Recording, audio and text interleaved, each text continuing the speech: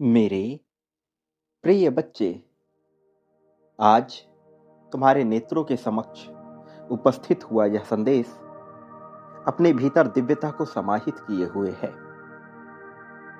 जिस पल यह संदेश तुम्हें मिल रहा है, तुम सच्चाई को देखने के बहुत करीब आ चुके हो।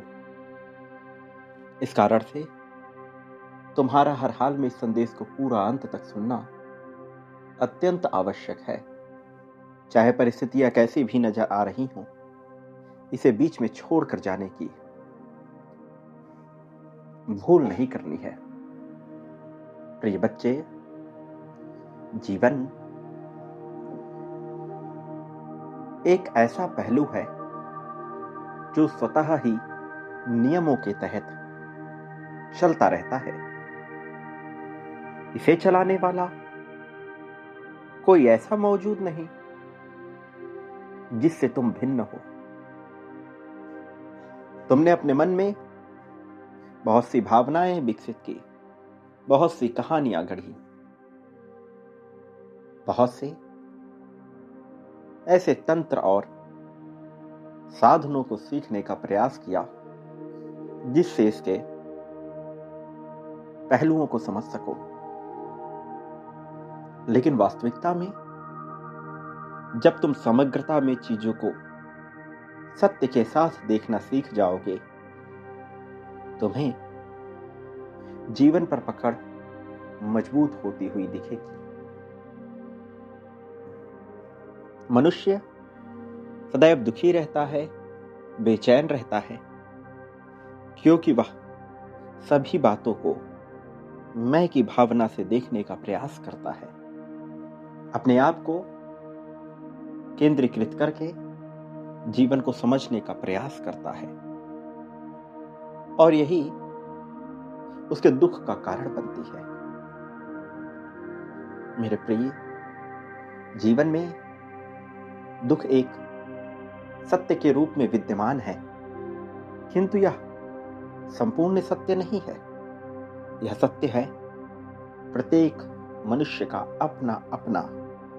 जब तुम इसे समग्रता में देखोगे तो पाओगे कि जीवन अपने आप ही बढ़ोतरी की ओर बढ़ रहा है, अपने आप ही प्रगति की ओर बढ़ रहा है। इस जीवन का उदय जैसे हुआ, जब तुम उसे तर्क की कसौटी पर तौलोगे तो तुम्हें इसके पीछे का विज्ञान समझ आने लगेगा। किंतु मनुष्य समग्रता में इतना मूर्ख होता जा रहा कि वह विज्ञान को तंत्र से अलग समझता है, कि वह विज्ञान को रहस्य से अलग समझता है, वह विज्ञान को अध्यात्म से अलग मानता है। किंतु विज्ञान अध्यात्म का ही एक हिस्सा है। विज्ञान एक ऐसा क्रमबद्ध ज्ञान है नियमों का, जिसके अनुसार चीजें कार्य कर रही हैं। मेरे प्रिय बच्चे, मैंने तुम्हें कई बार बताया है, प्रकृति अपने मूलभूत नियमों में कभी परिवर्तन नहीं करती। यहां प्रकृति का आशय हर उस चीज से है जो तुम्हें नजर आती है, जो नजर नहीं आती, जिसका अस्तित्व है। अस्तित्व में विद्यमान सभी चीजें प्रकृति का ही हिस्सा है, और यह सब कुछ नियमों के तहत ही घटित हो रहा है। चाहे स्वास्थ्य का बेहतर होना हो, चाहे मुसीबत आनी हो, चाहे खुशहाली आनी हो,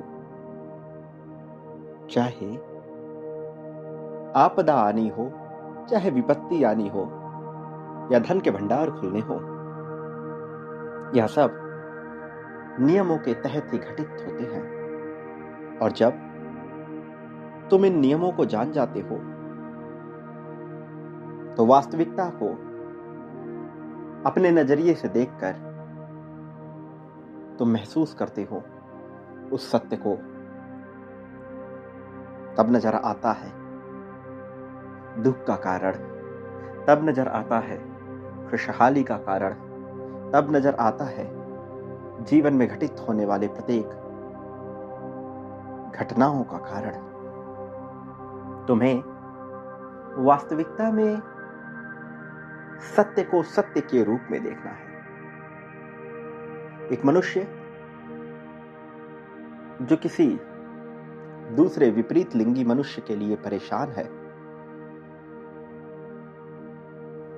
उसके लिए प्रयास करता है, और जब उससे उसका विवाह नहीं होता तो वह दुखी होता है। इसे इस तरह से देखो जैसे कोई एक व्यक्ति अर्थात पुरुष किसी स्त्री के लिए, उससे विवाह करने के लिए बेचैन हो, तड़प रहा हो, उसके प्रति उसका प्रेम और आकर्षण इतना हो कि वह उससे विवाह करके उसके साथ हो जाने के लिए दिन प्रतिदिन बेचैन हो रहा हो, और किन्हीं कारणों से उसका उससे मिलन ना हो पा रहा हो, उसका विवाह ना हो पा रहा हो। ऐसे पल में उसके मन में उत्पन्न होने वाली घटना उसके दुख का कारण बनती है। फिर किसी जद्दोजहद के तहत यदि वो दोनों मिल जाते हैं और उनका विवाह हो जाता है, उसके बाद भी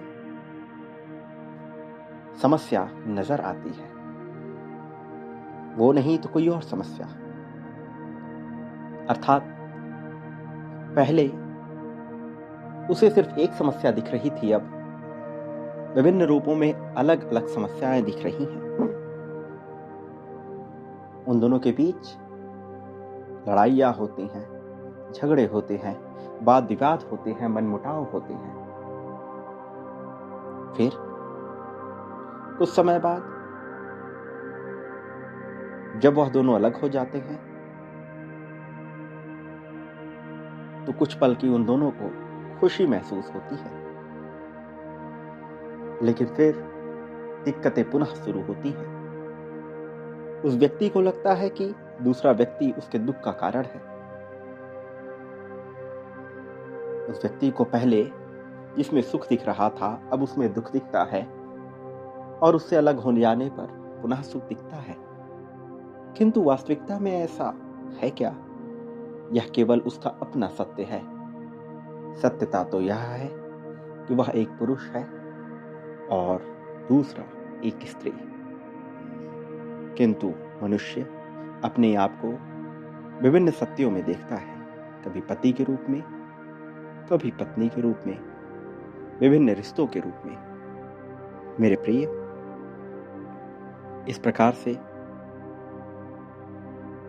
वह अपने आप को बांधता है और फिर इसी से मुक्ति का मार्ग ढूंढता है, अलग अलग तरीकों से, अलग अलग माध्यमों से।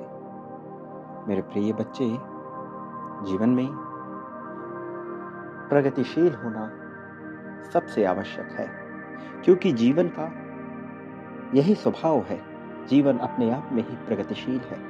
इसलिए अपने मन में उठ रहे विभिन्न सवालों का उत्तर ढूंढो, और यह उत्तर तुम्हें तब मिलेगा जब तुम मैं को विस्थापित कर दोगे, जब तुम मैं को मार्ग से हटा दोगे। अर्थात जब तक तुम समग्रता में चीजों को नहीं देखोगे, तुम्हें तुम्हारे प्रश्नों का उत्तर मिलना दुष्कर लगेगा। प्रिय बच्चे,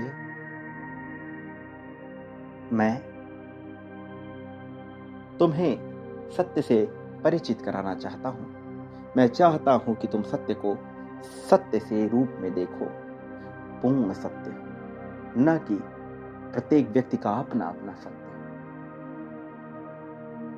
पूर्ण सत्य जब तुम स्वयं को एक व्यक्ति के रूप में देखोगे, एक मानव के रूप में देखोगे, तब सत्य से परिचित होगे। मानव का सत्य सबका सत्य है। किंतु जब तुम अपने आप को अपने नाम से देखोगे, अपनी पहचान से देखोगे, तब तक तुम्हें पूर्ण सत्य पता नहीं लगेगा। तब तक तुम्हें हिंसा अहिंसा का अंतर पता नहीं लगेगा। जो मैं कह रहा हूं, ये बहुत गहरी बात है। इसकी गहराई में उतरकर इसे समझना आवश्यक है। यह सदैव समझ नहीं आता, यह सदैव सरल नहीं लगता, किंतु तुम्हें इसे सरलता में ही देखना और समझना होगा। धीरे धीरे मैं तुम्हें सत्य से अवगत कराऊंगा, किंतु तब तक तुम्हें अपने आप को बंधन से मुक्त रखना होगा। जब तुम अपने आप को बंधन से मुक्त रखना सीखने लगोगे, तब तुम्हें मेरे होने का एहसास नजर आएगा। तब तुम पाओगे कि तुम्हारे हर पल में, हर क्षण में, हर घड़ी में तुम्हारे सबसे करीब मैं ही हूं।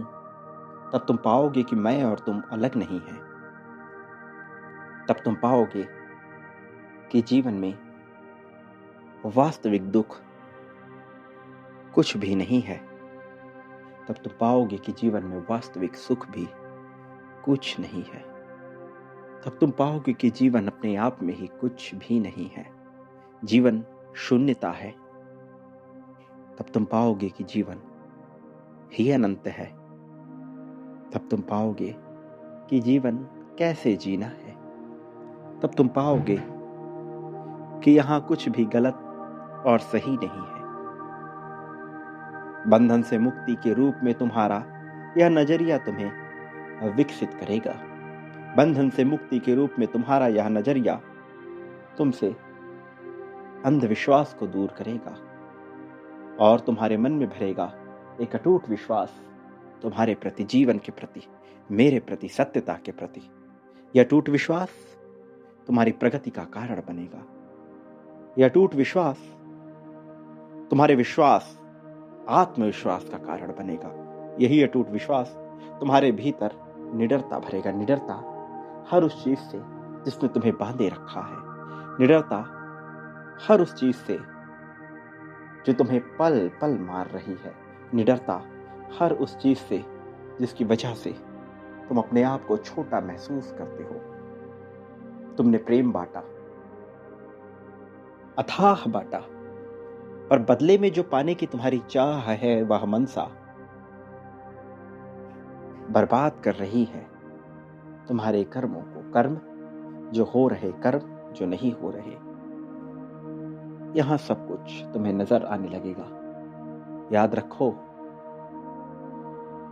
अंततः तुम्हारी विजय ही होगी। याद रखो कि तुम्हारी विजय को टालने वाला कोई हुआ ही नहीं है। यहां अवरोध भी तुम हो, विरोध भी तुम हो और प्रगति भी तुम ही हो। तुम प्रगतिशील बनोगे, तुम उन्नतिशील बनोगे, तुम ही श्रेष्ठ बनोगे, तुम ही अपूर्व होगे। मेरे प्रिय, तुम ही हर्ष का कारण हो, तुम ही श्रेष्ठ हो, तुम ही हर पल में हो और जीत तुम्हारी तय है। आने वाला पल, आने वाला कल, आने वाला समय तुम्हारी जीत की गाथा ही लिखेगा। तुम्हारे नाम की ही चर्चा व्याप्त करेगा और तब तक तुम अपने ही नाम से मुक्त घूमोगे।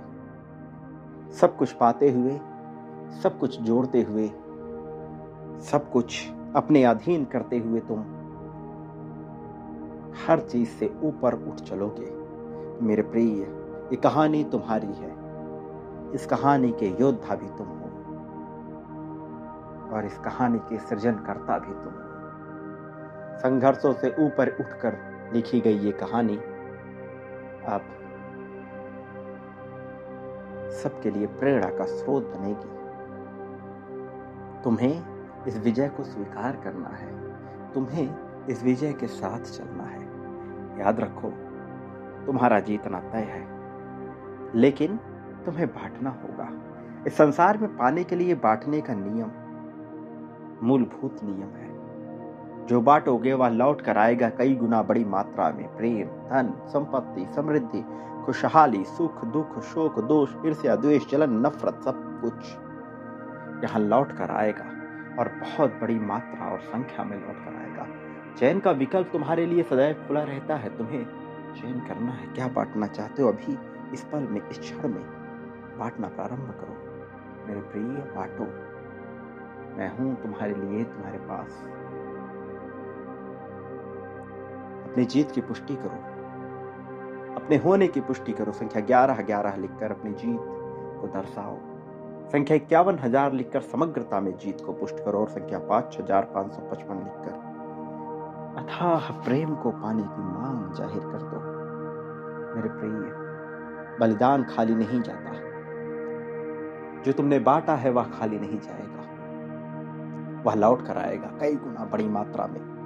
ज्ञान भले ना हो, किंतु वह होगा। यह घटित होता रहता है हर पल में। कर्म संचित हो रहे हैं।